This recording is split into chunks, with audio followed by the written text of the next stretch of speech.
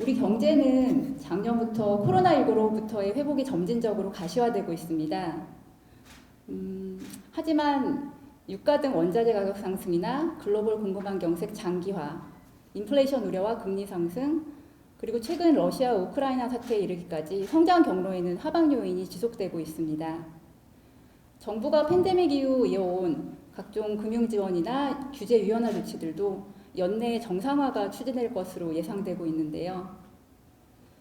국내 금융산업은 팬데믹 이후 유동성 확대에 기반한 신용 팽창, 그리고 저금리 환경에 따른 조달 비용 절감, 정부의 만기 연장 상환율 조치 등 그 규제 유연화 조치에 힘입어서 호실적을 이어왔습니다.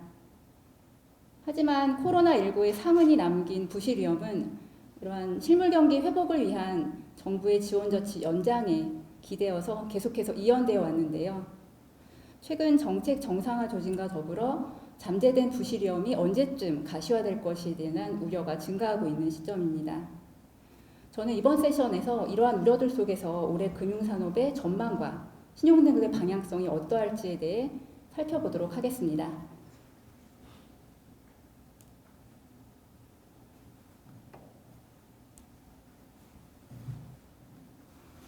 2021년 국내 경제는 GDP 성장률 4%를 기록하며 코로나19로부터 회복되는 모습을 보였습니다.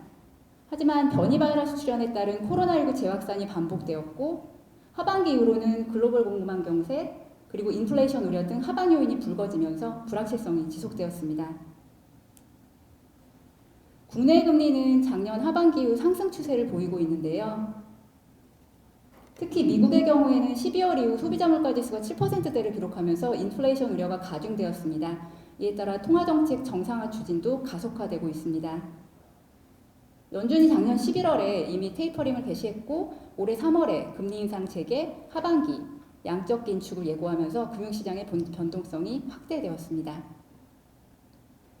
국내 금리 또한 인플레이션 우려와 가계부채 및 금융 불균형 완화를 위해서 작년 8월부터 올해 1월까지 기준금리가 총 3차례에 걸쳐 인상되었습니다. 아까 김상훈 부서장님이 국고채 3년물 금리가 2.45%까지 올라갔다고 말씀하셨는데요. 작년 초하고 비교해보면은 약 1.5%포인트가량 상승한 수준입니다. 2021년 국내 증시는 박스권에 머물면서 세계 주요 증시 대비해서 부진한 모습들을 보였고요. 특히 코스피의 경우에는 올해 들어서 10% 이상 하락하여 2600포인트대에 머물고 있습니다. 증시 조정과 개인 투자자 거래 위축의 영향으로 일평균 거래대금 규모도 크게 감소하여 작년 기준으로 연초 42조 원에서 연말에는 21조까지 감소하였습니다. 투자자 예탁금 등 재기성 자금과 신용융자 잔고의 증가세도 크게 둔화된 것으로 나타납니다. 이와 같이 우리 경제와 금융시장에는 작년 하반기 이후 불확실성이 지속되고 있는데요. 그럼 작년도 금융산업들의 실적은 어떠했을까요? 금융산업은 2021년에 업종 전반에 걸쳐 외형이 확대되고 실적도 개선되는 모습을 보였습니다. 역사적으로 낮은 저금리 환경하에 신용 확대 국면이 지속되었고 금융기관들의 조달 비용 부담도 낮은 수준에 머물렀습니다. 코로나19 금융지원 조치 연장과 대출자산 증가에 힘입어서 자산 건전성 지표가 개선되면서 대손 비용 부담도 2020년 대비해서 완화된 것으로 파악됩니다. 이익 유보나 유상 증자, 자본 확충을 통해서 자본 완충력은 한층 강화되었습니다. 이러한 실적 개선과 자본 확충에 기댄 수익성, 자본 적정성 지표 개선은 금융업체들의 펀더멘탈 강화로 이어졌습니다. 신용 팽창과 금융 조치에 가려진 잠재적인 부실은 위험 요인으로 자리 잡았지만 사실 금융기관들의 부실 대응력은 팬데믹 이전 대비해서는 한층 강화된 것으로 평가됩니다. 작년도 금융 부문의 신용등급 및 등급 전망 변동 현황을 살펴보면 2020년에 이어 뚜렷한 상승 기조를 보였습니다. 특히 2년 연속 호실적을 기록했고 자본 확충이 지속된 증권업종에서 등급 상승과 전망 상향이 두드러졌는데요. 일부 업체들은 자본 확충에 따른 시장 지배력이나 자본 적정성 지표의 개선이 등급 상승으로 반영되었습니다. 하지만 이러한 금융산업의 실적 개선과 신용등급 상승 추세는 올해는 크게 둔화될 걸로 예상하고 있습니다. 앞서 말씀드린 경기 하방 요인들이 작년 하반기부터 지속되고 있고 금리 상승과 정부의 정책 정상화 조짐 등이 금융 환경을 둘러싼 환경에 불리한 요인으로 작용하고 있기 때문입니다. 그럼 올해 금융산업을 지배하게 될 핵심 리스크들에는 어떤 것들이 있을까요? 한국기업평가는 올해 금융산업의 핵심 리스크를 크게 5가지로 꼽고 있습니다. 금리 상승, 금융지원 조치 종료, 가계부채 관리 강화, 디지털 전환, 그리고 업권별 규제 이슈입니다. 첫 번째 올해 금융산업의 핵심 리스크는 금리 상승입니다. 국내 금리는 기준금리 추가 인상과 미국 통화정책 정상화의 영향으로 상승세가 지속될 예정입니다. 사실 미국의 경우에는 연준이 기준금리를 언제 얼만큼 올릴지에 대해서 시장의 관심이 집중되고 있고 국내 또한 이와 다르지 않습니다. 미국의 경우 지난주 FOMC 회의에서 3년여 만에 기준금리 인상을 재개하였고 공개된 점도표에 따르면 올해 6차례 그리고 내년 3, 4차례 정도의 추가 인상을 시사하고 있습니다. 이에 따라 국내 기준금리도 연내 2, 3차례 정도의 추가 인상이 불가피할 것으로 예상이 되는데요. 국내 시장금리는 이러한 기준금리 인상의 기대를 일부 선반영하고 있습니다. 하지만 추경 확대에 따른 국채 발행 증가라든가 미국의 금리 인상 정상화 가속화는 국내 금리에도 추가적인 상승 압력으로 작용할 것입니다. 최근에 러시아 우크라이나 사태가 불거지면서 유가 등 원자재 가격이 급등하고 그리고 경기 둔화 우려도 제기되면서 통화정책 당국이 금리 인상의 속도 조절에 나설 가능성에 대해서도 제기가 되었었는데요. 사실 원자재 가격 급등과 같은 이슈는 인플레이션 상방 압력을 더욱 가중시킬 것이고 이러한 이유로 인해 통화정책의 방향성은 유지될 것으로 예상하고 있습니다.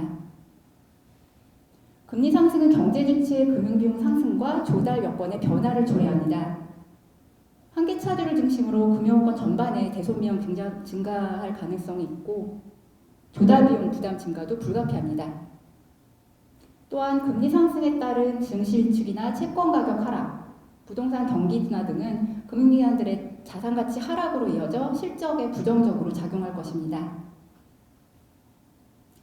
다만 금리 상승이 수익성에 미칠 영향은 업종별로 다소 상이하게 나타날 전망인데요. 이자 마진 개선이 기대되는 은행과 보험업에는 긍정적인 요인입니다. 은행의 경우에는 조달 금리 상승분을 대출금리 상승을 통해 보전할 수 있는 비용 전가력을 지니고 있다는 측면에서 보험업의 경우에는 금리 상승 시 2차 마진 개선 효과가 기대된다는 측면에서 금리 상승이 수익성에 호재로 작용하게 됩니다. 다만 신용카드, 할부리스, 저축은행 등 제2금융권의 경우에는 경쟁 강도가 심해서 비용 전가력이 상대적으로 낮고요. 따라서 금리 상승 시 조달 비용 증가가 보다 빠르게 나타날 것으로 보여서 수익성에 부정적으로 작용할 것으로 예상됩니다. 증권의 경우에는 채권운용 수지 저하, 자산가치 하락 등이 수익성의 부담 요인이 될 것입니다. 올해 두 번째 금융산업의 핵심 리스크는 금융지원 조치 종료입니다. 앞서 김성원 부서장님께서도 말씀을 주셨는데요. 정부는 코로나19 대응을 위해서 2020년 4월부터 중소기업 소상공인 대출에 대한 만기 연장 상환유예 조치를 시행하고 있습니다. 동 조치는 현재까지 총 3차례 연장되어 올해 3월 말에 종료 예정이었지만 최근 오미크론 확산 등을 우려하여 9월 말까지 다시 한 차례 추가 연장이 논의되고 있습니다. 정부가 밝힌 지원 총액은 작년 12월까지 총 284조 원이고 12월 말 대출 잔액은 134조 원 수준으로 이 중 은행권이 90.1조 원, 약 67%가량을 차지하고 있습니다. 만기 연장 상환유예 대출의 경우 건전성 재분류가 유예되고 있다는 점에서 금융지원 유예 조치 장기화로 인해 금융기관의 잠재 부실 누적 우려가 가중되고 있습니다. 지원 조치 종료 시 한계 차주의 부실이 빠르게 증가하는 절벽 효과도 우려되고 있는데요. 올해 9월 말 종료 예정인 점을 감안한다면 4분기 이후 금융기관 전반에 걸쳐 특히 개인 사업자 대출을 중심으로 건전성 저하에 대한 모니터링이 필요합니다. 다만 금융당국도 이러한 우려를 알고 있기에 조치 종료 후 연착륙 방안을 모색해 왔는데요. 금융위원회는 작년 9월에 동 조치를 한 차례 연장하면서 질서 있는 정상화 추진을 위한 지원 프로그램을 발표하였습니다. 따라서 동 조치가 종료되더라도 차주를 상환 가능 여부에 따라 분류하여 연착륙 방안 또는 채무 조정 방안이 가동될 것입니다. 이에 따라 금융기관들이 조치 종료 후 나타나게 될 자산 건전성 저하 수준에는 이러한 금융당국의 연착륙 지원 방안의 실효성이 주요 변수로 작용할 것으로 예상합니다. 올해 세 번째 금융산업의 핵심 리스크는 가계부채 관리 강화입니다. 우리나라 가계부채는 2020년 이후 팬데믹 대응을 위한 유동성 공급 확대와 더불어 증가세가 다시 확대되어 작년 말 현재 1862조 원에 달하고 있습니다. GDP 대비 가계부채의 비중도 작년 6월 말 현재 104%를 기록하면서 세계 주요국 대비 높은 수준을 형성하고 있습니다. 실물경제 대비 규모나 증가율을 감안할 때 가계부채는 우리 경제의 상당한 부담 요인으로 잠재하고 있습니다. 최근 가파른 금리 상승으로 다중채무자 등 취약차주를 중심으로 부실위험 증가 우려가 가중되고 있어서 금융기관들의 건전성에도 위험 요인으로 잠재하고 있습니다. 정부는 가계부채 증가율을 관리하기 위해서 작년에 2차례에 걸쳐서 가계부채 관리 방안을 발표하였는데요. 특히 11호 가계부채 관리 강화 방안을 통해 보다 강력한 리스크 관리를 예고하였습니다. 이에 따라 올해 가계부채 증가율 관리 수준은 4 내지 5% 수준으로 강화되었습니다. 또한 1월부터 차주 단위 DSR 확대 적용이 조기 시행되고 있고 제2금융권 DSR 기준도 강화되었으며 차주 단위 DSR 산정에 카드론을 포함하도록 하고 있습니다. 이러한 규제 강화로 올해 금융업권 전반에 걸쳐서 가계대출 부문의 성장률 둔화가 불가피합니다. 금리 상승이 동반되고 있어서 취약차주의 부실위험 증가에 대응하여 금융기관들은 건전성 관리를 보다 강화할 필요가 있을 것으로 보입니다. 올해 네 번째 금융산업의 핵심 리스크는 디지털 전환입니다. 사실 금융산업의 디지털 전환 추세는 팬데믹 이전부터 페이라 불리는 간편 결제 서비스 또는 인터넷 전문의 확장과 더불어 수년 전부터 이미 지속되어 오고 있는 추세인데요. 다만 근본 팬데믹 기간을 지나오면서 비대면 금융 서비스 수요 확대와 더불어 이러한 추세가 더욱 가속화된 것으로 분석됩니다. 온라인 기반의 빅테크 기업들은 온라인 플랫폼에 기반한 빅테크 기업들은 금융거래 서비스 시장에서 광범위하게 입지를 확대하면서 기존 금융업체들의 리테일 뱅킹 수익 기반을 위협하고 있습니다. 또한 인터넷 전문은행도 급격한 외형 확대와 수익성 개선을 통해 시장 지위를 보다 공고히 하였는데요. 특히 카카오뱅크의 경우에는 이미 가계대출만으로도 지방은행 수준까지 성장한 것으로 분석됩니다. IT 투자 확대나 인력 구조 조정, 그리고 핀테크 기업 인수 등 디지털 전환 비용은 비용 효율화 효과가 중장기적으로 나타날 것이라는 점을 감안하면 단기적인 수익성에는 부담 요인입니다. 그리고 국내 금융기관들도 해외와 마찬가지로 조만간 사이버 보안 강화의 필요성이 대두되면서 이에 대한 투자가 증가할 가능성이 있습니다. 최근 금융당국은 빅테크 감독 강화를 추진 중인데요.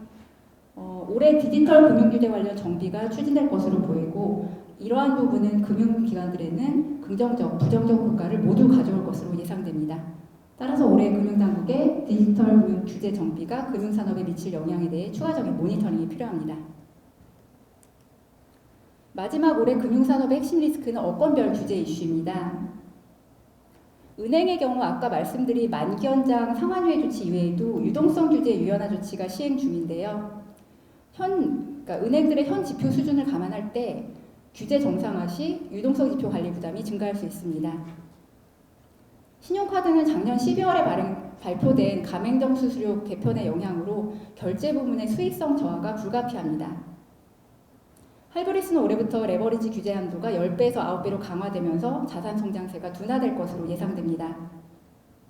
보험업의 경우에는 내년 1월부터 IFRS 17 킥스 제도가 도입이 되는데요. 특히 보험부채 현재가치 평가가 도입이 되면서 상당 수준의 자본 적정성 지표 하락이 불가피할 것으로 보여서 당분간 업체들의 대응 수준에 주목해야 할 것으로 보입니다. 그럼 올해 이러한 금융산업의 핵심 리스크들에 비추어 볼 때 금융산업의 전망과 신용등급의 방향성은 어떠할까요? 올해는 코로나19가 팬데믹에서 엔데믹으로 전환되는 해가 될 것입니다. 하지만 하반기 후 경기 하방률이 산재하고 있어서 경기 회복세는 둔화될 전망이고요. 금리는 통화정책 정상화 추진으로 상승세가 지속되어 앞서 말씀드린 대로 미국은 연내 6차례, 국내는 2~3차례 정도의 추가적인 기준금리 인상이 예상되고 있습니다. 증시의 경우에는 조정 국면이 이어지는 가운데 변동성이 주요 키워드가 될 전망입니다. 이러한 불리한 매크로 환경과 정부의 정책 정상화 조짐 등을 감안할 때 금융산업 전반의 사업 환경은 올해 중립적 또는 비우호적일 전망입니다. 실적은 저하 전망이 우세한데요. 금리 상승의 영향과 자산 건전성 저하 가능성을 동시에 고려한 것입니다. 하지만 팬데믹 이후 호실적과 자본 압축을 이어온 금융산업은 대체로 부실 대응력이나 자본 압축력이 팬데믹 이전 대비로는 한층 강화된 상태를 보이고 있습니다. 이에 따라 사업 환경이 비우호적이고 올해 실적이 저하될 전망인 증권, 신용카드, 할부리스, 저축은행 등의 업종의 경우에도 올해 수익성, 자산 건전성 저하가 연내 신용도 하락으로 반영될 가능성은 높지 않은 것으로 보입니다. 통화정책 정상화나 금융기조 종료 등의 정책 기조 전환도 경기 회복 속도를 맞추어 연착륙이 병행될 것으로 예상되어 금융업계에 미칠 영향은 보다 중기적으로 나타날 것으로 예상됩니다. 그럼 업종별로 조금 더 구체적으로 전망을 들여다보도록 하겠습니다. 먼저 은행업 전망입니다. 은행업은 올해 가계대출 규제에 따른 여신이 성장률 둔화, 금리 상승의 영향, 금융지원 조치 종료 가능성 등을 감안하면 사업 환경은 중립적일 전망입니다. 실적은 이자 순이익 증가와 대손 비용 증가 가능성을 동시에 고려하면 작년 수준에서 유지될 것으로 전망합니다. 등급 전망은 중립적으로 올해 주목할 만한 키노트는 정상화 과정에서의 부실 자산 증가와 재무 건전성 추이입니다. 은행업 전망과 관련해서 최근 제기되고 있는 주요 질문들을 2가지를 살펴보려고 하는데요. 첫 번째는 수혜자 마진 개선 추세에 대한 것입니다. 은행들의 수혜자 마진은 작년 하반기 이후 금리 상승과 더불어 상승세로 전환되었습니다. 은행업의 경우에는 대출 자산의 상당 부분이 변동금리로 구성되어 있고 아까 말씀드린 대로 조달금리 상승분을 대출금리 상승을 통해 보전할 수 있는 비용 전가력이 있어서 금리 상승 시 이자 마진이 비교적 쉽게 증가하는 수익 구조를 가지고 있습니다. 올해 금리 상승세가 이어질 전망인 점을 감안하면 이러한 은행들의 수혜자 마진 개선 추세는 올해도 지속될 것으로 예상합니다.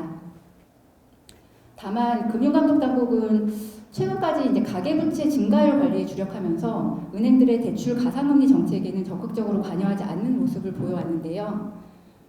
다만 차기 정부의 경우에는 금융소비자 보호 강화를 위해서 예대금리차 공시제도 도입이나 가상금리 점검 추진 등을 공약으로 명시하고 있습니다. 따라서 올해 은행들의 대출 가상금리 정책에 다소 변화가 있을 가능성도 있어서 은행들의 수혜자 마진 개선 폭은 연초 예상 대비로는 다소 축소될 가능성도 상존합니다. 두 번째는 코로나19 금융지원 조치 종료에 따른 영향입니다. 이거는 이전 슬라이드를 잠깐 보도록 하겠습니다. 작년 12월 말 기준으로 은행권의 만기 연장 상환후의 대출 잔액은 90.1조 원이고 총년신 대비 5 내지 6%를 차지하고 있습니다. 하지만 개별 은행별로는 이 만기 연장 상환후의 대출 잔액 규모가 총년신의 20%에 달하는 은행들도 있는 것으로 파악이 됩니다. 만기 연장 상환후의 대출이 건전성 재분류가 유예되고 있는 상황이고 작년 9월 말 현재 일반은행들의 고정이하 여신 비율이 0.4%에 불과한 점을 감안하면 조치 종료 후 은행권의 자산 건전성 지표는 상당 수준 하락할 가능성이 있습니다. 다만 저희는 은행들의 손실입 수력은 그래도 양호한 수준이라고 보고 있는데요. 그 이유는 3가지 정도로 정리할 수가 있겠습니다. 첫 번째는 은행권의 만기 연장 상환후의 대출의 대부분이 만기 연장으로 구성되어 있고 원금 상환후회나 이자 상환후회 규모는 상대적으로 크지 않은 규모를 보이고 있기 때문입니다. 두 번째 이유는 은행들은 대손 충당금이나 자기자본 내 대손 준비금 적립을 통해 부실 위험에 대한 대응력을 보유하고 있는데요. 은행들이 이렇게 보유하고 있는 손실입 수력은 작년 9월 말 현재 약 19조 원 정도 수준인 것으로 파악이 됩니다. 만기 연장 상환후회 대출의 약 20%에 달하는 수준이고요. 작년 4분기에 은행들이 추가로 충당금을 적립을 했고 최근에 금융당국이 은행권에 8,700억 원 규모의 대손준비금 추가 적립을 권고한 점 등을 감안하면 은행들의 손실 흡수력은 작년 9월 말 대비 그래도 일정 수준 다시 재고되었을 것으로 예상됩니다. 세 번째는 조치 종료 후 정부의 연착륙 방안이 실행될 것이기 때문에 이에 따른 영향은 은행에도 중장기적으로 나타날 것으로 예상하고 있기 때문입니다.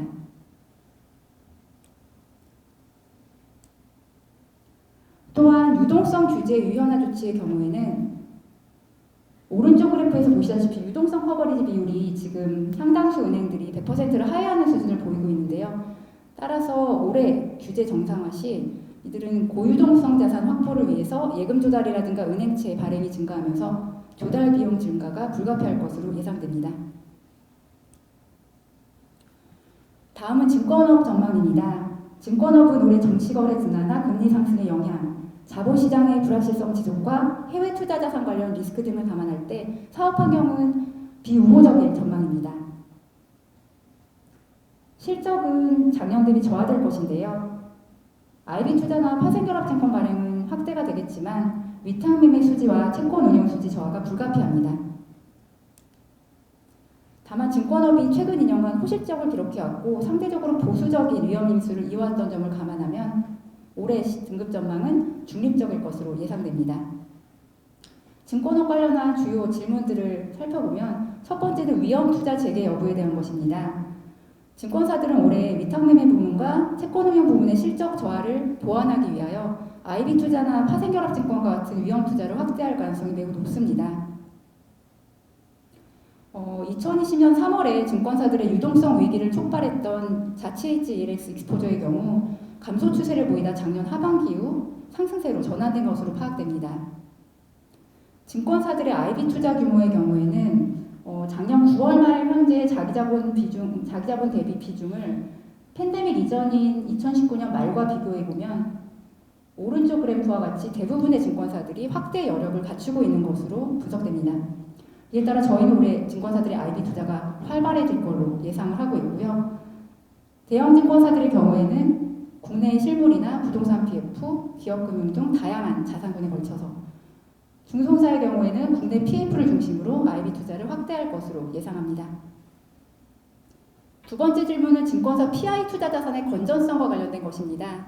최근에 증권사의 PI 자산은 부동산 PF, 실물 자산, 인수금융을 포함한 기업 대출이나 기업 주식 등 다양한 자산군에 걸쳐 분포를 보이고 있고 특히 해외 자산도 상당한 비중을 차지하고 있습니다.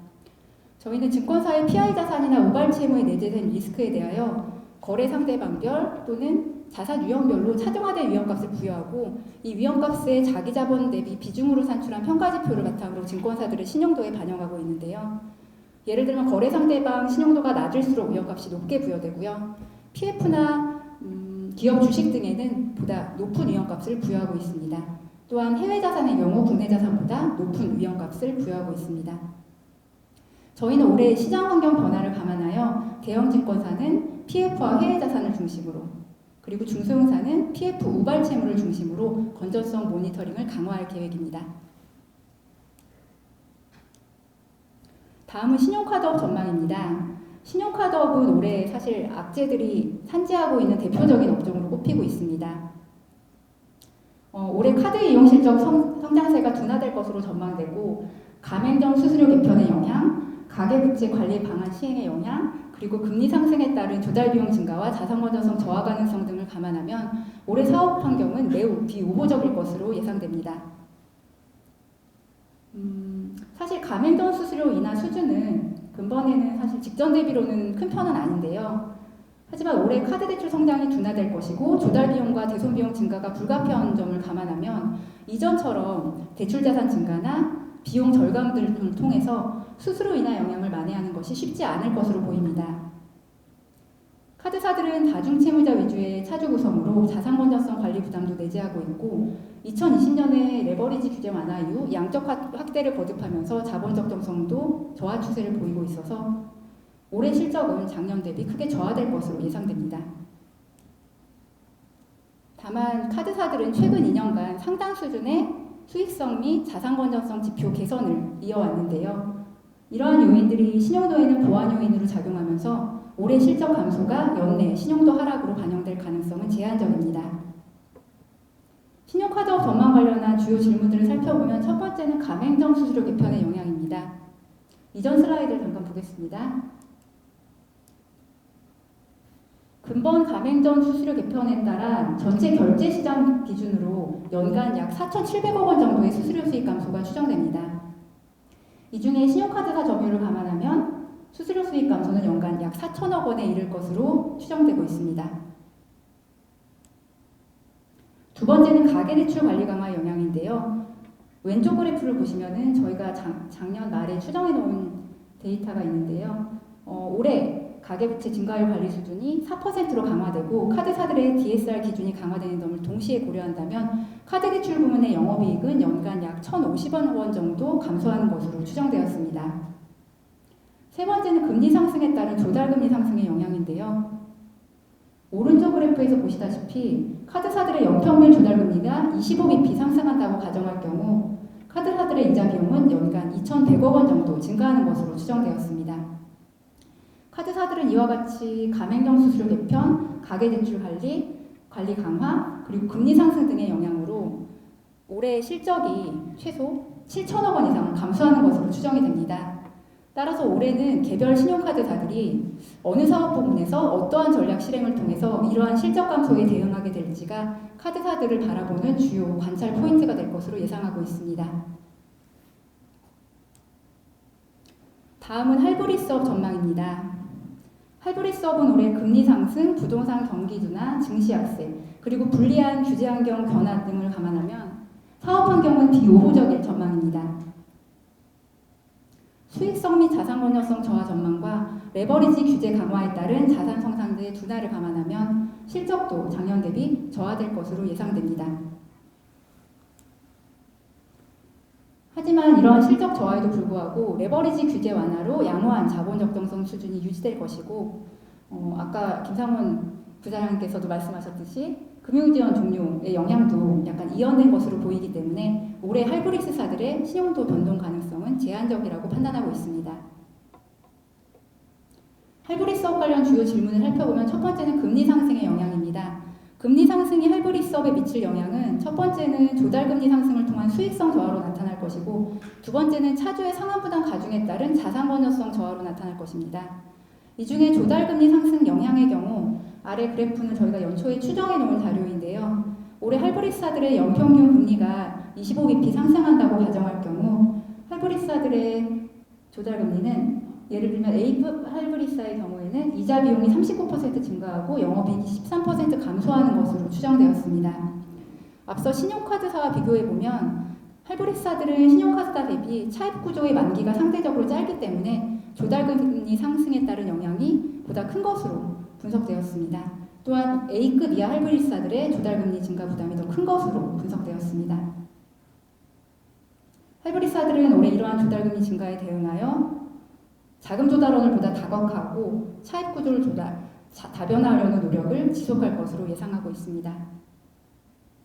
그리고 두 번째 질문은 할부리스사들의 최근 자산 포트폴리오 변화에 대한 것입니다. 이건 앞에 있는 슬라이드의 그래프를 잠깐 보도록 하겠습니다.